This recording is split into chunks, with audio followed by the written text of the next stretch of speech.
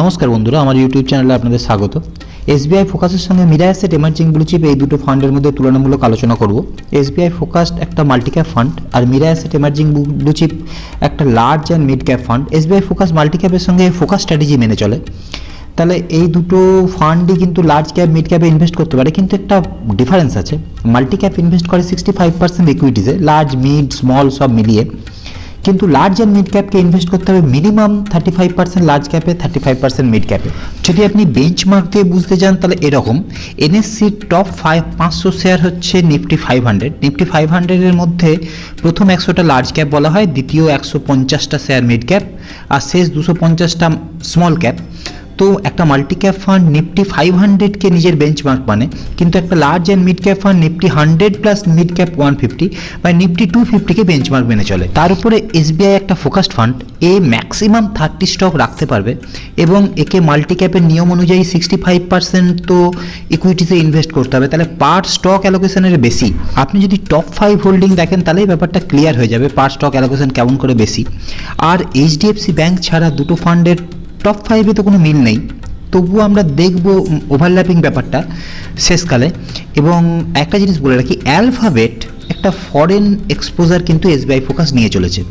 আমরা কি করব, এখন দুটো ফান্ডের মধ্যে তুলনামূলক আগে বিশ্লেষণ করে নেব, তারপরে পোর্টফোলিওর বিভিন্ন অ্যাঙ্গেল থেকে এসডি বিটা রিস্ক রেশিও যেগুলো, সেগুলো থেকে বোঝার চেষ্টা করব দুটো ফান্ডের মধ্যে কি মিল আছে, কি তফাৎ আছে, দুটো মার্কেটের সঙ্গে কেমন বিহেভিয়ার করে। তারপরে দেখব যে একটা ফোকাসড ফান্ডের সঙ্গে বেঞ্চমার্ক রিলেশন ভালো হয় না, কেন ভালো হয় না, কি তার কারণ, কতগুলো ফোকাসড ফান্ড আছে, তাদের বেঞ্চমার্ক রিলেশন কীরকম বাজারে, সেটা বোঝার চেষ্টা করব। শেষকালে ওভারল্যাপিং ইস্যুটা দেখব, যে দুটো ফান্ড কি একসঙ্গে আপনি পোর্টফোলিওতে রাখতে পারেন, কত পার্সেন্ট ওভারল্যাপিং। তাহলে কম্প্যারিজনের শুরুতেই প্রথমেই দেখে নেব ফান্ড ভার্সেস ফান্ড, তারপরে দেখব ফান্ড ভার্সেস তার নিজের বেঞ্চমার্ক। দেখি Mirae asset emerging versus SBI focus. দেখুন, 1 বছরে তো মিরে বেটার পারফর্ম করছে, 3 বছরে এসবিআই ফোকাস বেটার পারফর্ম করছে, কিন্তু 5 বছরে আবার মিরে পারফর্ম বেটার করছে। এবার 1 বছর 3 বছরে চার্ট দেখুন, যখন মার্কেট পড়ে যাচ্ছে তখন কিন্তু মিরে বেশি পড়ে যাচ্ছে। এই ভোলাটিলিটির ব্যাপারটা বুঝবো রিস্ক রেশিওতে গিয়ে, তার আগে বেঞ্চমার্ক কম্প্যারিজন করে নিই। মিরা অ্যাসেটের বেঞ্চমার্ক হচ্ছে নিফটি লার্জ অ্যান্ড মিড 250। নিফটির টপ 250 শেয়ারে বেঞ্চমার্ক মনে করে 1 বছর, 5 বছর এবং সিন্স ইনসেপশন এ কিন্তু নিজের বেঞ্চমার্ককে বিট করছে। এসবিআই ফোকাসকে দেখে নিই, এর ব্রড বেঞ্চমার্ক 500 স্টকের বেঞ্চমার্ক, কিন্তু 1 বছরে বিট করতে পারছে না। দেখুন 5 বছরেও প্রবলেম আছে, দেখুন সিন্স ইনসেপশনে প্রবলেম আছে। তাহলে প্রশ্ন হলো, কি প্রত্যেকটা ফোকাসড ফান্ডেরই এরকম প্রবলেম হয় নিজের বেঞ্চমার্কের সঙ্গে? সেটা বোঝার জন্য গুগল সার্চ করে নিই বেস্ট ফোকাসড ফান্ড, তাহলে IFL, Axis, SBI, Sundaram, principal, Motilal Oswal, ICICI, Aditya Birla, এই লিস্টটা আপনি পেয়ে যাবেন। এর মধ্যে যদি আপনি দেখেন তো অ্যাক্সিস, সুন্দরম, প্রিন্সিপাল, মতিলাল ওসওয়াল, আদিত্য বিড়লা এরা মাল্টি ক্যাপের বেঞ্চমার্ক ফলোই করে না, এরা ফলো করে নিফটি 50কে, যে অ্যাকচুয়ালি একটা লার্জ ক্যাপের বেঞ্চমার্ক। কেন ন্যারো বেঞ্চমার্ক ফলো করছে সেটা পরে দেখছি। তার আগে দেখি এসবিআই ফোকাস অ্যান্ড আইসিআইসিআই এই দুটো ফান্ড একমাত্র ওই 500 স্টকের যেটা মাল্টি ক্যাপের বেঞ্চমার্ক, সেই বেঞ্চমার্কটাকে ফলো করে, যেটা এস&পি বিএসসি 500। আইআইএফএল মাঝের একটা বেঞ্চমার্ক ফলো করে, যেটা 200 স্টকের বেঞ্চমার্ক, বিএসসি 200। তাহলে দেখুন, যারা 500 স্টকের বেঞ্চমার্ক ফলো করছে তারা কিন্তু বেঞ্চমার্কের সঙ্গে তাদের রিলেশন একদম ভালো নয়, কিন্তু 50 স্টকের নিফটি 500কে যারা ফলো করছে তারা কিন্তু বেঞ্চমার্ককে বিট করছে। আইআইএফএল ফোকাসড ইকুইটি দেখুন, এর 200 স্টকের বেঞ্চমার্ক ফলো করছে, কিন্তু এখানের প্রবলেম আছে। এবার আইসিআইসিআই আর এসবিআই এই ফোকাস দুটো ফান্ড, এই দুটো ফান্ড কিন্তু 500 স্টকের ব্রড বেঞ্চমার্ক ফলো করছে, দেখুন প্রবলেম তৈরি হচ্ছে। তাহলে একটা ফোকাসড ফান্ড যেখানে লিমিটেড অপশন আছে স্টক সিলেকশন, 30টা স্টক রাখতে পারবে, সে যদি মিড ক্যাপ স্টক নেয় তাহলে ফান্ড বেশি ভোলাটাইল হয়ে যাবে। তাহলে ফান্ড ম্যানেজার চাইবে একটু লার্জ ক্যাপ বায়াস পোর্টফোলিও তৈরি করতে, তাহলে সে চাইবে ব্রড বেঞ্চমার্ক না ফলো করে সে নিফটি 50-র মতন একটা কনসেন্ট্রেটেড বেঞ্চমার্ক ফলো করতে। সেটাই কিন্তু ম্যাক্সিমাম ফোকাসড ফান্ড করে চলেছে, কারণ একটা ব্রড বেঞ্চমার্কের রিস্ক বেশি, ভোলাটিলিটি বেশি, তার সঙ্গে রিটার্ন দেওয়ার ক্ষমতাও বেশি।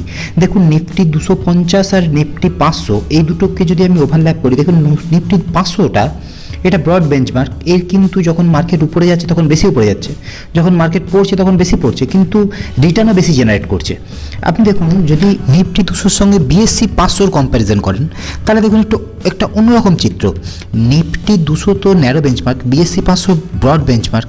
বিএসসি 500 কিন্তু দেখাচ্ছে ভোলাটিলিটি যখন মার্কেট পড়ছে শুধু তখন, কিন্তু যখন মার্কেট উঠছে তখন নিফটি 200 কিন্তু বেটার পারফর্ম করছে। তার মানে রিস্ক বেশি নিলে ব্রড বেঞ্চমার্ক সবসময় রিটার্ন কিন্তু বেশি জেনারেট করতে পারে না। এরপর রিটার্ন অ্যানালিসিসে আসি। মিরা অ্যাসেট আর এসবিআই ফোকাস কিন্তু এক ধরনের ফান্ড নয়। এসবিআই ফোকাস একটা multi cap fund, Mirae asset একটা লার্জ অ্যান্ড মিড ক্যাপ ক্যাটাগরির ফান্ড। তাহলে দুটোর ক্যাটাগরি আলাদা। এবার আপনি দেখুন মিরা অ্যাসেট এবং এসবিআই ফোকাস দুজনেই ক্যাটাগরির থেকে কিন্তু বেটার পারফর্ম করছে, কিন্তু মিরা অ্যাসেট আর এসবিআই যদি কম্প্যারিজন করেন তাহলে 1 ইয়ারে এসবিআই বেটার করছে, কিন্তু 3 to 5 ইয়ারে মিরে বেটার করছে। বেশি রিটার্ন দিতে গেলে কিন্তু রিস্ক বেশি নিতে হবে, সেটা রিস্ক রেশিওতে দেখবো। তার আগে কিছু জেনারেল ইনফরমেশন আগে নিয়ে নেওয়া দরকার। প্রথমে দেখে নিই AUM অ্যাসেট আন্ডার ম্যানেজমেন্ট ফান্ডটা কত বড়। দুটো ফান্ডই কিন্তু মোটামুটি বড় ফান্ড, 10,000 কোটির বেশি ফান্ড। আচ্ছা, ফান্ড ম্যানেজার দেখি। ফান্ড ম্যানেজার নীরেশ সুরানার সঙ্গে অঙ্কিত জৈন ম্যানেজ করছেন মিরা অ্যাসেটকে, এসবিআই ফোকাসকে ম্যানেজ করছেন শ্রীনিবাসন।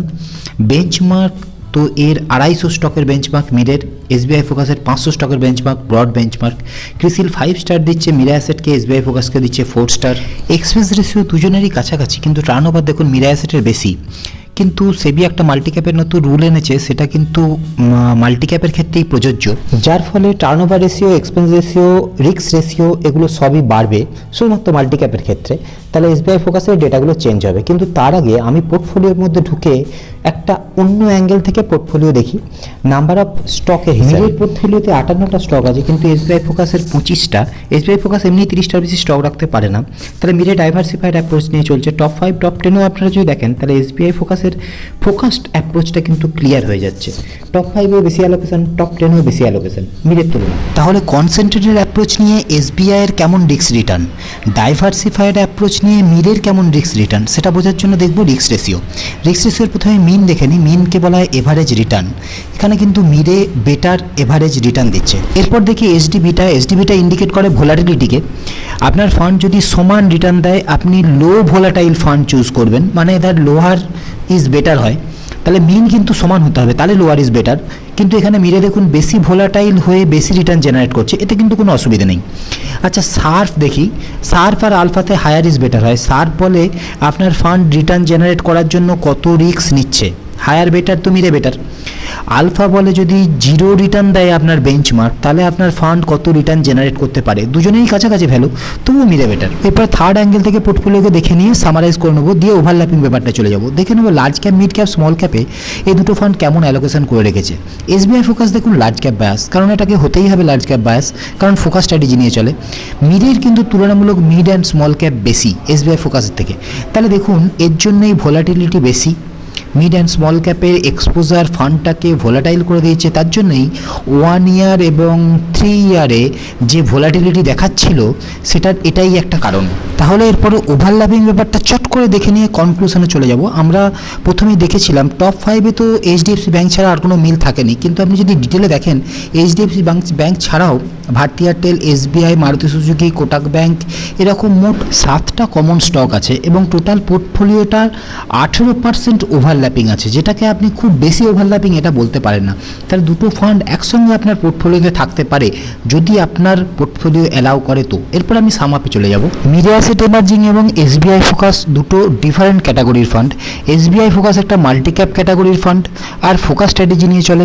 মিরে অ্যাসেট একটা লার্জ মিড ক্যাপ ক্যাটাগরির ফান্ড। দুটোর বেঞ্চমার্ক আলাদা, ক্যাটাগরি আলাদা। তবু আপনি দেখুন এসবিআই ফোকাস একটা লার্জ ক্যাপ বায়াস মিরে অ্যাসেটের তুলনায়। মিরে অ্যাসেটের মিড ক্যাপ এক্সপোজার বেশি, সেই জন্যই ফান্ডটা বেশি ভোলাটাইল। বেশি ভোলাটাইল বলে মার্কেট যখন পড়বে মিরে অ্যাসেট বেশি ওঠানামা করবে। এবং এসবিআই ফোকাসের যে ব্যাপারটা দেখুন, অন্য সব ফোকাসড ফান্ডের মতোই এই ফোকাসড ফান্ডেরও বেঞ্চমার্ক রিলেশন খুব একটা ভালো নয়, কারণ এই ব্রড বেঞ্চমার্ক BSE 500-কে ফলো করে চলেছে।